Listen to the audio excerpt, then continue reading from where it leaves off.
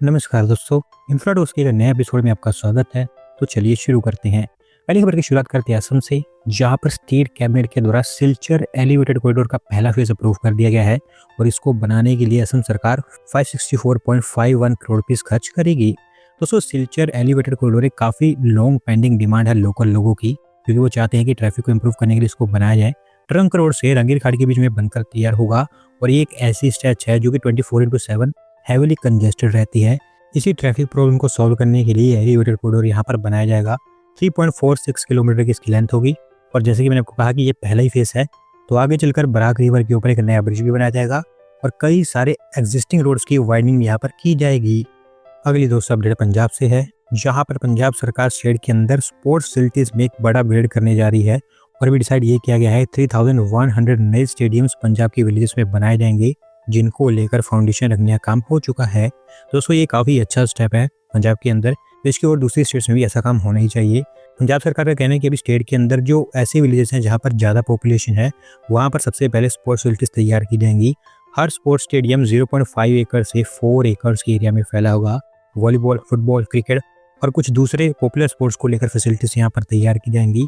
कुल मिलाकर 1194 करोड़ रुपये इनके ऊपर खर्च किए जाएंगे और अगले सालों में धीरे धीरे कंप्लीट होता रहेगा।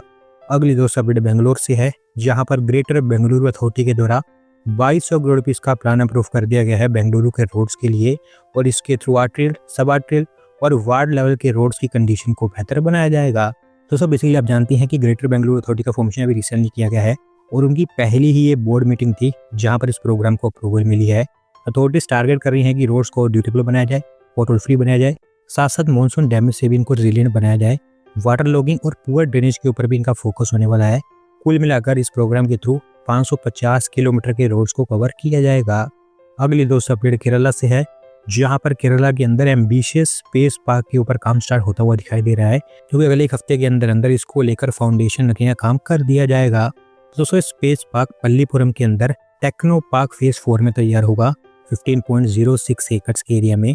पहले फेज में कॉमन फैसिलिटी सेंटर और एक R&D सेंटर यहाँ पर तैयार किया जाएगा। 2 अलग अलग बिल्डिंग्स यहाँ पर बनेंगी, जिनमें incubation labs, test and inspection facilities और इनोवेशन जोन्स होंगी। कुल मिलाकर 3.5 एकड़ के एरिया में बिल्डिंग्स बनेंगी। कॉन्ट्रैक्ट यहाँ पर ऑलरेडी अवार्ड किए जा चुके हैं। एक बार ये बिल्डिंग्स बन जाती हैं तो बाकी यहाँ पर जो बची हुई लैंड होगी वहाँ पर एरोस्पेस और स्पेस रिलेटेड यूनिट्स बनकर तैयार होंगी। 241 से 244 करोड़ रुपये के आसपास यहाँ पर खर्च किया जाएगा और ओवरऑल आपको यहाँ पर हंड्रेड्स ऑफ नए जॉब जनरेट होते हुए दिखाई देंगी। अगली दो अपडेट हमारी रेलवेज की तरफ से है, जहां पर विजयवाड़ा रेलवे स्टेशन को भी एक एयरपोर्ट की तरह मेकओवर देने की प्लानिंग हो चुकी है और नीति आयोग ने उनकी तरफ से इस प्लान को अप्रूवल दे दी है। दोस्तों, विजयवाड़ा जंक्शन देश का 4th बिजिएस्ट रेलवे स्टेशन माना जाता है। डेली 1.4 लाख पैसेंजर्स यहाँ से ट्रांसपोर्ट करते हैं। 190 एक्सप्रेस और 170 फ्रेट ट्रेन डेली यहाँ से पास होती हैं। तो रेलवे से चाहती है कि इसको एक बड़ा मेकओवर दिया जाए, बिल्कुल एक एयरपोर्ट की तरह, जैसा कि गांधीनगर रेलवे स्टेशन को दिया गया था। इस रीडेवलपमेंट प्लान के अंतर्गत 2 नए platforms, 20 lifts, 15 escalators, 8 foot over bridges, ground plus 2 floors की पार्किंग जिसकी कैपेसिटी 2000 कार्स की होगी और वेस्ट साइड पर एक काफी बड़ा एक्सपेंशन किया जाएगा। कुल मिलाकर 661 करोड़ रुपए का यहाँ पर खर्च आने वाला है। विजयवाड़ा की लोकल हेरिटेज और कल्चर पर बेस्ड एस्थेटिक लुक को दिया जाएगा। दिसंबर के आसपास इसकी टेंडरिंग स्टार्ट हो जाएगी और उसके बाद फिर आपको काम भी आगे बढ़ता हुआ दिखाई देगा।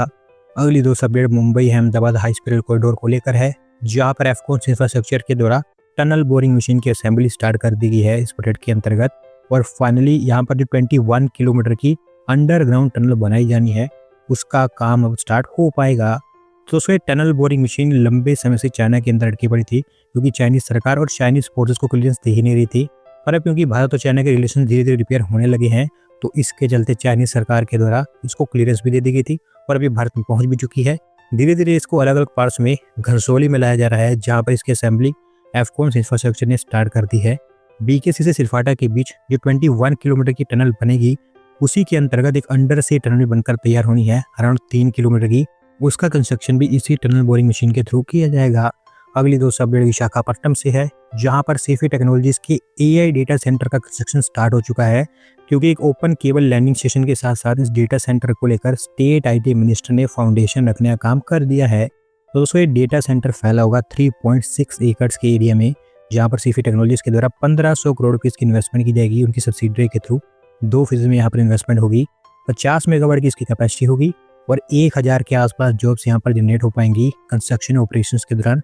बाकी अगर बात करूँ ओपन केबल लैंडिंग स्टेशन की, तो वो भारत को साउथ ईस्ट एशियन कंट्रीज जैसे कि Singapore, Malaysia, Thailand, in country से कनेक्ट करेगा और आगे चलकर भारत को ऑस्ट्रेलिया से भी यही कनेक्ट करेगा। अगली 2 अपडेट उड़ीसा सरकार को लेकर है, जो स्टेट कैपिटल के अंदर एक नया 4 लेन का हाईवे प्लान कर रहे हैं और ऐसा वो चाहते हैं कि रघुनाथपुर से रसूलगढ़ के बीच में ट्रैफिक फ्लो को और इम्प्रूव किया जाए। दोस्तों बेसिकली ये हाईवे भुवनेश्वर के अंदर नॉर्थ रीजन में बनकर तैयार होगा और ये एक अल्टरनेटिव होगा जयदेव विहार नंदन कानन रोड का। अभी प्लान क्योंकि काफ़ी ज़्यादा निश्चित स्टेजस में है, तो कोई अलाइनमेंट अभी डिसाइड नहीं हुई है कि कैसे इसको बनाया जाएगा, लेकिन हाई चांसेस है कि चंदाका पाटिया बेल्ट के पैरेलल ये बनेगा, जहां पर कई सारे इंस्टीट्यूशनल एरियाज, इंडस्ट्रियल एरियाज और आईटी हब्स कनेक्ट हो पाएंगे। उड़ीसा ब्रिज और कंस्ट्रक्शन कॉर्पोरेशन को रिस्पॉन्सिबिलिटी दी गई है इसकी डीपीआर और फिजिबिलिटी प्रिपेयर करने की, जो जल्द इसके ऊपर काम आगे बढ़ा देंगे। अगली 2 अपडेट रोड और रेल कंस्ट्रक्शन को लेकर है, जहां पर हमारी रेलवे और हाईवे मिनिस्ट्री दोनों ने मिलकर एक काफी यूनिक प्रपोजल हमारे सामने रखा है और यहाँ पर वो चाहते हैं कि देश के अंदर पहली बार रेल कम रोड टनल्स को बनाया जाए। दोस्तों अभी तक आपने देश के अंदर बहुत सारे रेल कम रोड ब्रिज देखे ही होंगे, क्योंकि बहुत सारे देश के अंदर ऑपरेशनल है। बोगीबिल ब्रिज इसका काफी फेमस एग्जांपल है, जो कि असम के अंदर है, लेकिन अब आपको इसी तरह से रेल कम रोड टनल्स भी देखने को मिलेंगी और इस टाइप की टनल एक भी हमारे देश में ऑपरेशनल नहीं है। सिलीगुड़ी कॉरिडोर, ब्रह्मपुत्र रिवर, शिराडी घाट, इस तरह के स्पेसिफिक एरियाज में ऐसे टनल्स बनाने की बात की गई है।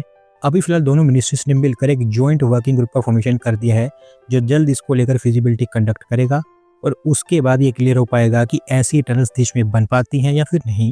अगली 2 अपडेट दिल्ली से है, जहां पर दिल्ली डेवलपमेंट अथॉरिटी के द्वारा ट्विन टावर्स का कंस्ट्रक्शन प्रपोज किया गया है आईटीओ के पास और ऐसा बताया जा रहा है कि ये बिल्डिंग दिल्ली सरकार के नए सेक्रेटेरिएट के रूप में काम करेंगी। दोस्तों अभी दिल्ली के अंदर दिल्ली सरकार के जो अलग अलग डिपार्टमेंट्स हैं वो अलग अलग बिल्डिंग से ऑपरेट करते हैं और वो भी अलग अलग एरियाज में। कई बिल्डिंग्स तो ऐसी हैं जो कि बहुत ही ज़्यादा खराब कंडीशन में है और उनको स्ट्रेट अवे डिमोलिश करने की ज़रूरत है, जिसके चलते फिर वहाँ पर नई बिल्डिंग्स बनानी पड़ेंगी। लेकिन इससे बेहतर ये होगा कि एक बड़ा टावर या फिर 2 बड़े टावर्स क्रिएट कर दिए जाएं, जहाँ पर दिल्ली सरकार के सारे डिपार्टमेंट्स एक ही रूफ के अंडर में काम करें और उसी मॉडल के चलते यहाँ पर ये ट्विन टावर्स का प्लान सामने रखा गया है, जहाँ पर एक टावर तो एमएसओ बिल्डिंग के पास बनेगा, जबकि दूसरा टावर विकास भवन के पास बनेगा। दिल्ली डेवलपमेंट अथॉरिटी ने भी सरकार से इसकी अप्रूवल मांगी है। 2000 करोड़ रुपये का एक्सपेंडिचर यहाँ पर एस्टिमेट किया गया है अगर ये बनता है, और अगर एक बार उनको अप्रूवल मिल जाती है तो फिर उसके बाद डीपीआर वगैरह काम यहाँ पर आगे बढ़ेगा। आज की 200 आखिरी अपडेट गुजरात से है, जहाँ पर 200 गुजरात के अंदर चांदलोडिया कोडियार रेल सेक्शन की डबलिंग के लिए रेलवे ने फाइनल लोकेशन सर्वे सैंक्शन कर दिया है और नॉर्थ वेस्टर्न रेलवे जोन को रिस्पॉन्सिबिलिटी दी गई है कि इसके ऊपर वो काम करें। दोस्तों ये रेल सेक्शन एक काफ़ी इंपॉर्टेंट रेल रूट है गांधीनगर और राजकोट के बीच में।